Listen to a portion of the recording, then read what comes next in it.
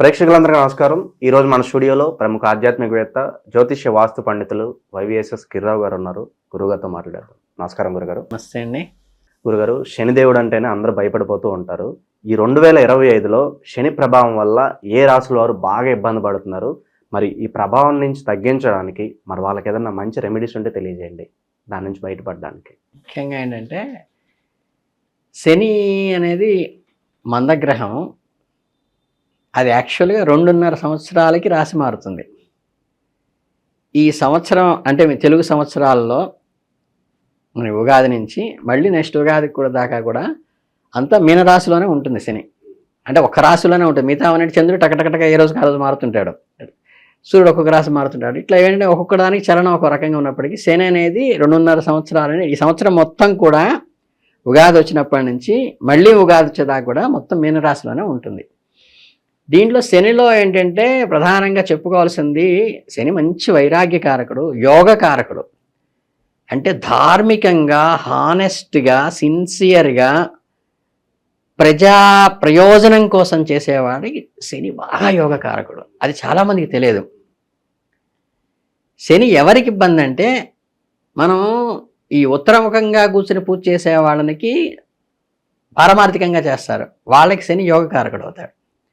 ఈ తూర్పు ముఖంగా మనం ఇష్టి అని చేస్తాం, మమ క్షేమ స్థైర్య విజయ అభయ ఆయురారోగ్య ఐశ్వర్యాభివృద్ధమని మన కామ్యకాలు తీర్చుకోవడానికి, నా పిల్లలు బాగుండాలి, నా భార్య బాగుండాలి, నా ఉద్యోగం బాగుండాలి, నాకు డబ్బు రావాలి, ఇవేదైతే మనం లౌకికం ఉంటామో ఇప్పుడు మెజారిటీలో 100 మందిలో 99% అహికంలో బతుకుతున్నాం. కాబట్టి వీళ్ళకేంటంటే శని మందుడు కాబట్టి ఏంటంటే శుభగ్రహాలు పాపగ్రహాలు అంటే ఓపెన్గా చెప్తే ఏమన్నా ఇబ్బంది ఏమో, కానీ ఓపెన్గా చెప్పేది ఏంటంటే శుభగ్రహాలు శుభాలు చేస్తాయి, పాపగ్రహాలు పాపాలు చేస్తాయి. అంటే అవి మనకి విడిగా మంచి చెడు ఏమీ చెయ్యవు. ఇది అండర్లైన్ చేసుకోవాల్సిన విషయం. శని చూసి ఎందుకు బాధపడుతున్నారయ్యా అంటే, ఇది కూడా హర్ట్ అవ్వాలంటే చెప్పేది ఏంటంటే, పాపగ్రహం ఎప్పుడు పాప ఫలితాలను ఏది ఇస్తుందంటే మనం చేసిన పాపాల ఫలితాలను ఇస్తుంది. అది మనకు చెడు చెయ్యదు. భగవంతుడు మనకి పరీక్షలు పెట్టాడు అనేది ఏంటంటే ఫలితాలని మనకి ప్యూరిఫై చేసి మోక్షం ఇవ్వాలి అంటే మన కర్మలన్నీ కరిగించాలి.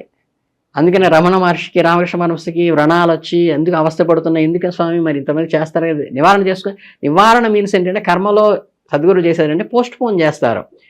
నేను మోక్షానికి వెళ్ళిపోవాలి కనుక ఆ చేసిన పూర్వజన్మలో చేసిన పాపాలు ఇప్పుడు అనుభవించేయాలి.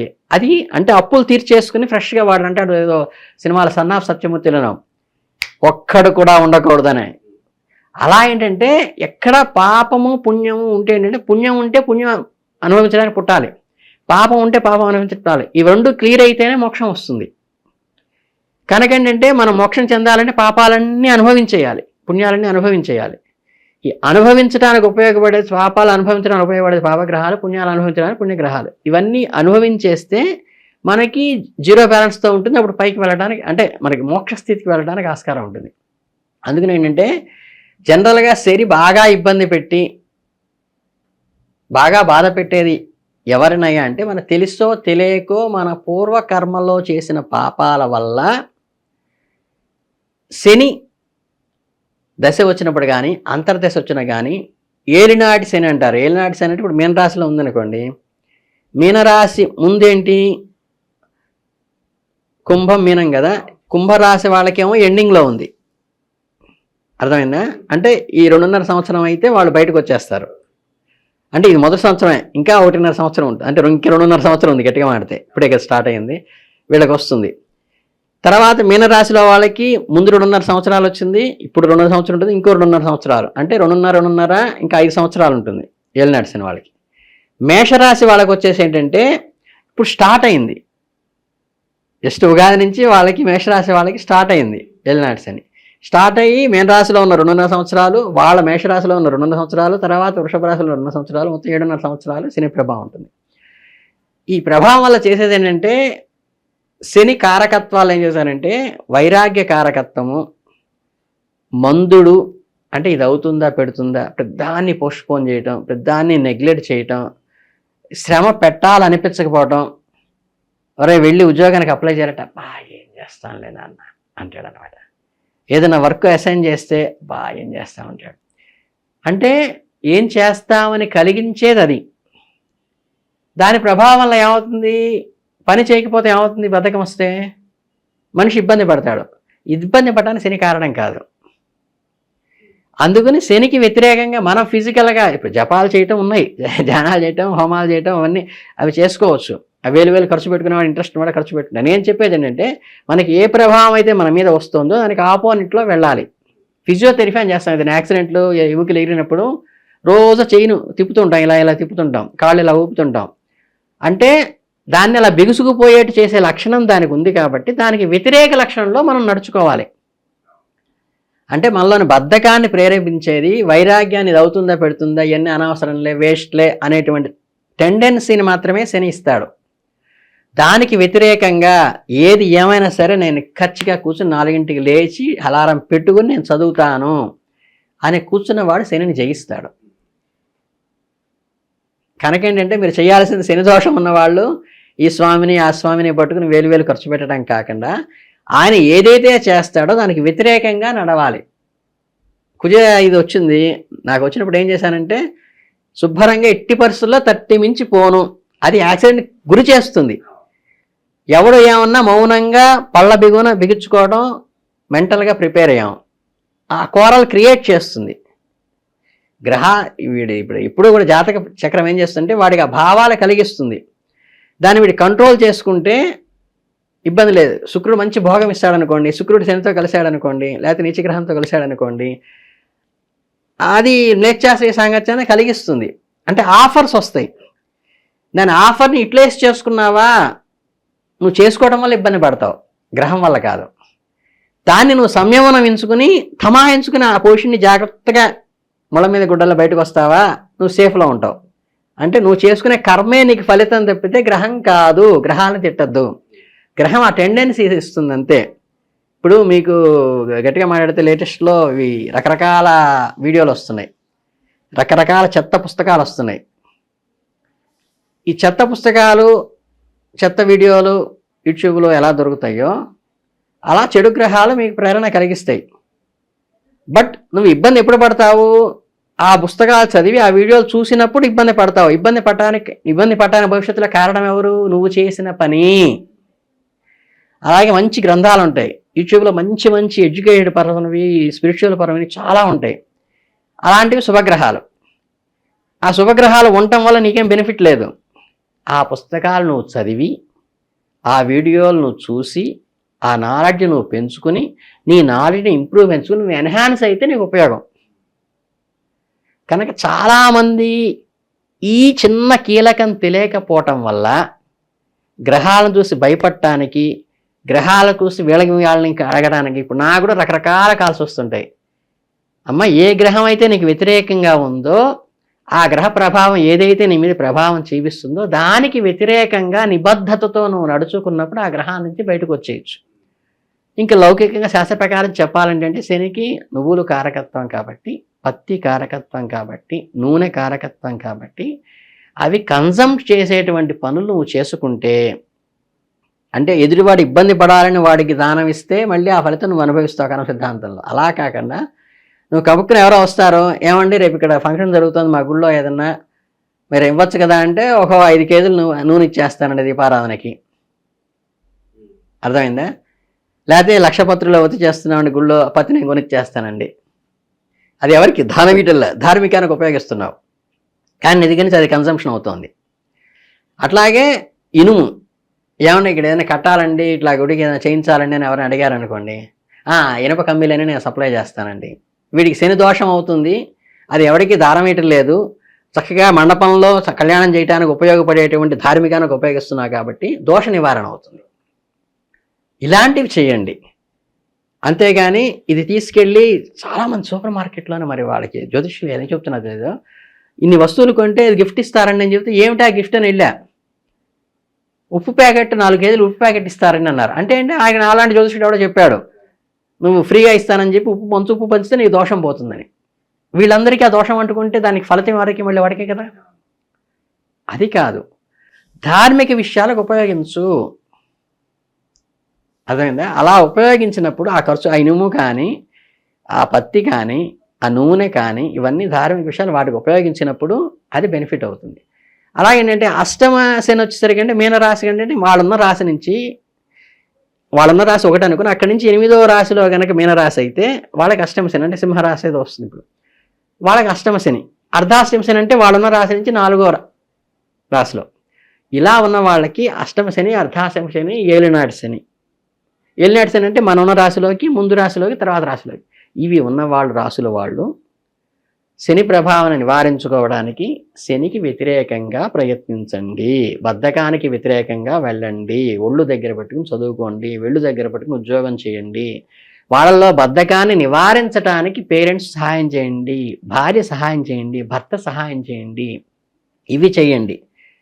మీ సెంటిమెంట్ ప్రకారం మీరు జపాలు చేసుకోండి, నేను కాదంటలే, ధ్యానాలు చేసుకోండి. ఆ జపధ్యానాల్లో కూడా నేను చెప్పేది ఏంటంటే 100% శాస్త్రంలో ఉన్నది ఏంటంటే మనము నువ్వులు చేత్తో పట్టుకుని శని మంత్రాన్ని మనం కూర్చుని నిష్టగా మనం జపం చెయ్యాలి. పంతులు గారికి 10,000 ఇచ్చేసి 5,000 ఇచ్చేసి ఆయన చేస్తాడు, చివరిలో తీర్థం ఇస్తాడంటే అది నిష్ప్రయోజనము. చెబితే మా వాళ్ళందరూ బాధపడతారేమో, కానీ కనీసం నీకు మంత్రం స్పష్టంగా చదవటం రాదనుకుంటే నువ్వు స్నానం చేసి ఆ శని జపం ఇంట్లో కూర్చోబెట్టిన పంతులు గారి ఎదురుగా నువ్వు కూర్చుని సంకల్పం చెప్పినప్పటి నుంచి మళ్ళీ ఇన్ని వేల జపం చేసేదాకా, 19,000 చేసేదాకా, అంటే రోజు కొంతమంది చేస్తే అది 2 గంటలు 3 గంటలు అది అయ్యేదాకా కూర్చుని ఆయన సమక్షంలో కూర్చుని అప్పటిదాకా నువ్వులు చేత్తో పట్టుకుని ఉండి ఆ మంత్రాన్ని అది ఆవాహన చేసి మళ్ళీ దానం ఇవ్వలే. అంతే తప్పితే నాకు జ్వరం వచ్చిందండి, మా పిల్లాడు ట్యాబ్లెట్ వేసుకుంటాడు, మా ఆవిడ ట్యాబ్లెట్ వేసుకుంటుంది, మా నాన్నగారి దగ్గరుండి గుళ్ళోకి వెళ్ళి పూజ చేయిస్తారంటే ఏ ఉపయోగం లేదు. నీకు శ్రద్ధ లేకపోతే, నీ కర్తగా నీకు ఓపిక లేకపోతే ఏ ఉపయోగము లేదు. ఖచ్చితంగా అవి చేసుకోవాలి. అలా శనిసింగనాపూర్ లాంటి వాటి వెళ్ళి తైల అభిషేకం చేస్తే దానివల్ల ప్రాబ్లం ఏం లేదు. ఎందుకంటే అక్కడ స్వామివారికి అర్పిస్తున్నా, స్వామి దోష నివారణ చేస్తుంది కాబట్టి అక్కడ ఎవరికి మళ్ళీ రిఫ్లెక్ట్ అయినకి రాదు. మన పూజలు చేస్తే రిఫ్లెక్ట్ అయ్యి రావడానికి కారణం ఏంటంటే మనం చెడు దిష్టి తీసి నడి కూడలో పడేస్తారు. కొంతమంది చెప్తుంటారు కూడా 4 రోడ్ల కూడల్లో పడేయమని. అది ఎవడన్నా తొక్కుంటే వాడికి అంటితే మనకి దోషం పోతుంది, కానీ దానివల్ల వాడు సఫర్ అయితే కర్మ సిద్ధాంత ప్రకారం ఆ సఫర్ మళ్ళీ నువ్వు అవుతావు. అవి తీసి ఏ నదిలోనో వదిలేయమంటారు, లేకపోతే ఎవరు తొక్కని ప్రదేశంలో పడేయమంటారు. పడితే ఏంటంటే ఈ చెద పురుగులు అవి తినేసి ఏంటంటే అవి క్లియర్ అయిపోతుంది. అట్లానే గుమ్మడికాయ కూడా పాడైపోయినప్పుడు కూడా తీసి ఎవరు తొక్కని ప్రదేశంలో పడే. ఆఖరికి కొబ్బరి చిప్పలు కూడా గృహప్రవేశంలో గుమ్మాన్ని దిష్టి తీసి పలగొట్టేస్తారు. ఈ పని వాళ్ళని పిలిచి తీసుకెళ్ళంట తప్పు.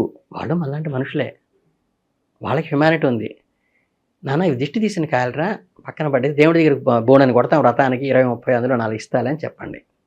దిష్టి తీసిన గుమ్మడికాయలు కానీ, దిష్టి తీసిన కొబ్బరికాయలు కానీ, ఈ శని దోషానికి ఇబ్బంది పెట్టేవి కానీ, ఇవి ఇంకొక వ్యక్తికి తగలాలి, మనకి నివారణ అవ్వాలనేది అది చాలా దారుణమైన మనస్తత్వము. అది కాదు. మనకి చక్కగా మనకి ధార్మికమైన కార్యక్రమాల్లో వీటిని ఉపయోగించండి. పత్తిని కానీ, నూనెని కానీ, ఇనుముని కానీ చక్కగా ధార్మిక కార్యక్రమాల్లో మీకు అవకాశం ఉంటే దాంట్లో ఉపయోగించి దానికి హెల్ప్ చేయండి తప్పితే చెప్పులు కూడా ఏంటంటే శుభ్రంగా ఏంటంటే వాడికి మనం అవి దోషం. మీకేంటంటే చాలామంది చెప్పులు పోయిన టెన్షన్ పడుతుంటారు. మీకు అద్భుతమైన విషయం చెబుతాను మీ అందరికీ. మీకు ఎక్కడైనా కనుక మీ చెప్పుల జత మిస్ అయిందంటే హ్యాపీగా ఫీల్ అవ్వాలి. నిజంగా దరిద్రం పోయినట్టు లెక్క. ఎట్టి పరిస్థితుల్లో కానీ చెప్పుల గురించి మీరు టెంపుల్లోకి వెళ్ళినప్పుడు స్వామివారి మీద శ్రద్ధ పెట్టడం తప్పితే చెప్పుల మీద శ్రద్ధ పెట్టబాకండి. చెప్పులు ఉంటే ఉంటాయి, పోతే నీ అదృష్టం. ఎవరైతే మరి దొంగలించారో మరి ఆ దరిద్రం వాళ్ళకి ట్రాన్స్ఫర్ అయినట్లునా? అంతే. వాస్తవం అంటారు. అంటే తెలియక వేసుకోవడం వేరు, తెలిసి వేసుకోవడం అంటే 2 రకాలు ఉంటాయి. ఒకసారి అంటే నాకు కూడా ఒకసారి చిన్న ఇన్సిడెంట్ జరిగింది. మా ఆఫీస్లో బండి తీసుకెళ్ళాడు ఒక ఆయన. బండి తీసుకెళ్తే హీరో హోండా స్ప్లెండర్ నాది బ్లూ కలర్లో ఉంటుంది, అది వేసుకుని అక్కడ పెట్టాడు. అట్లాంటి బండే ఆ షాపింగ్ కాంప్లెక్స్లో ఇంకొక ఆయన ఎవరో పెట్టారు. ఆయన వచ్చేటప్పుడు తెలియక లాక్ పెట్టేసి నా బండి వేసుకెళ్ళిన ఆయన బండి వేసుకొచ్చాడు. నాకేమో సాయంత్రం ఆఫీస్ అయిపోయింది, ఆఫీస్ అంతా ఎదుగుతున్నాను, నా బండి కనిపించట్లేదు ఇక్కడ. అలాంటి బండి ఇంకో బండి అయితే ఉంది. బండి పోయింది, అక్కడ పెట్టానండి, వాటిలో పెట్టానని మీకు తాళం ఇచ్చాను కదా అంటాడు. చివరికి నాకు ఎందుకు ఎవరో చెప్పారు ఇదేదో మిస్ప్లేస్ అయి ఉంటుందండి అని ఆ షాపింగ్ కాంప్లెక్స్కి వెళ్తే అక్కడ నా బండి పెట్టేసింది. వాళ్ళు జాగ్రత్తగా వాళ్ళు ఓనర్ చూసి పెట్టారు. అదేంటంటే అక్కడ ఇప్పుడు ఆయన బండి ఈయన కొట్టేసుకు రాలా, నా బండి తీసుకెళ్ళినా ఆ బండి కొట్టేసుకు రాలా, కొట్టేసుకొచ్చేవాడే నా బండి అక్కడ పెట్టాడు. అలాగే కొంతమంది పెద్దవాళ్ళు ఎవరంటే ఏజ్డ్ వాళ్ళు ఉంటారు, 60 ఏళ్ళు 70 ఏళ్ళ వాళ్ళు. వాళ్ళేవో ఊళ్ళోకి వస్తారు, మనం ఉన్న మనవాళ్ళని పెట్టుకొచ్చేసి ఏంటంటే ఆయన జతానికిను మన జత వేసుకెళ్తారు. సో అది వాళ్ళకి దోషం రాదు, తెలియక దోషం. అంటే ఏంటి దీంట్లో కర్మ సిద్ధాంతంలో దృఢకర్మ, అదృఢ కర్మ, దృఢాదృఢ కర్మ అని ఉంది. ఈ అదృఢ కర్మలోకి వస్తుంది అది.